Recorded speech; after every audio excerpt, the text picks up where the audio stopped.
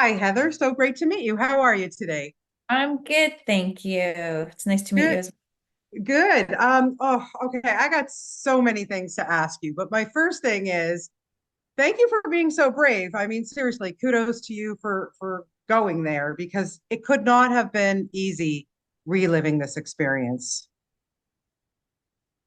it had its moments. It's been intense, and having watched it now a few times, Yeah. it each time I take out something different from the story, but I feel like it's just made me more strong. It's made me stronger and even more determined to really get the story out there and help more people. Well, exactly. And when I watch things like this, documentaries, I mean, sadly, you're not the first and the only one, and probably will not be the last, unfortunately. It gets me so angry because here you are, a very intelligent woman with a great job, et cetera, great family, supportive, and all that. How do we get duped? How do we meet this guy who we think is the guy of our dreams, and then you open up your bank accounts and stuff to him? I just don't get it. Please help me understand. I was in love, and I think well, to clarify, first of all, I didn't really open all my bank accounts to him. When I had the business bank account, he did spend freely from that, but I never Yeah. really gave him access to my personal stuff. But he would every now and then, unbeknownst to me, go into my wallet and take out my Visa, and that's when they would go missing. And I God. can't tell you how many replacement cards I went through thinking, oh my God, where did I leave it when it was him Right. doing it? And then I'd find charges I didn't recognize. But I don't know. I wish I had the answer. Like women, we just, everyone wants love. And I think a guy like Jace, he's so good at this. When now that I'm out of it, I can see clearly, but when you're in it, you don't see clearly. And I think Right. it's part and parcel to the love bombing and the gaslighting. And it's this ping pong, like back and forth, back and forth. Like when we would have a fight, I would feel terrible and I would shame myself, but then he would turn around and love me more. Like every day, Right. it's, I love you, I love you. Or if I know there's the scene in the documentary where he literally locked me outside. I was probably Yeah. sitting there in the winter on, Yes. Oh my God. I was shaking at that time. yeah, Yeah, watching I that. was Yeah. frozen. And like, I didn't know he was, he sent me that video after the fact, but it's pretty sadistic stuff what he did. And it's the emotional abuse. Your brain is not normal. And it's almost like being an addict because when you feel that love might be pulling away, you want it more and you're grabbing on because, also anybody who might have any anxiety around an attachment style or something, you just want to grab on. And I hope women watch this and can take a nugget out of the unhealthiness that I went through and maybe it apply to their own story and take a step back and go, ooh, maybe I Yeah. need to evaluate this. Yeah.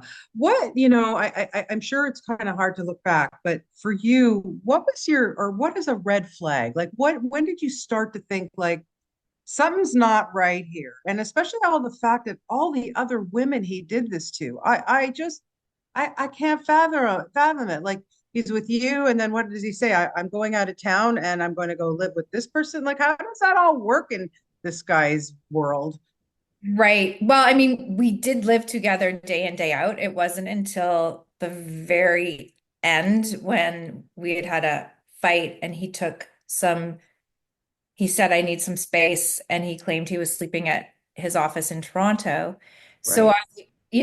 lovingly was like, I'm going to be here with open arms waiting for you. You take the space, the time you need, like, Yeah. figure out what you need to do. But he had, in fact, moved in with that other woman, Right. unbeknownst to me. Yeah. The red flags were varying. I mean, one of the red flags early on was he always bragged about this family cottage. Mm. And summer would roll around. And I'm like, let's go to your cottage. Let's go to the family cottage. And I never went to the cottage. I never met any family.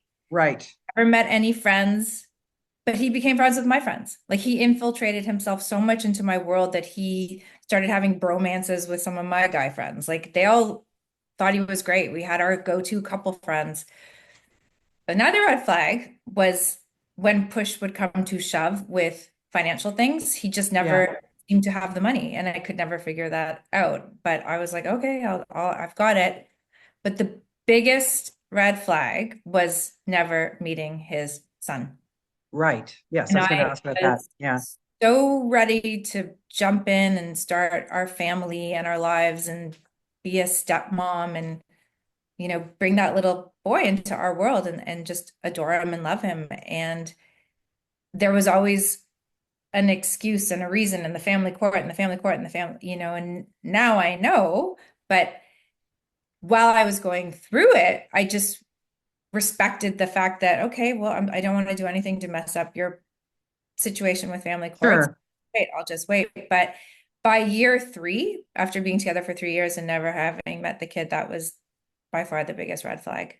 Yeah. And the fact that, he infiltrated into your family, like into your parents' lives, like here's your mom, like a very well respected doctor. And oh my God, just my heart was breaking at every scene watching this, and how you felt and how terrible you felt about how he took such advantage of your parents and your mom, especially stealing that jewelry. And wow, what was it like for your mom to kind of, did she kind of give you your blessing to go ahead and do this, Doc?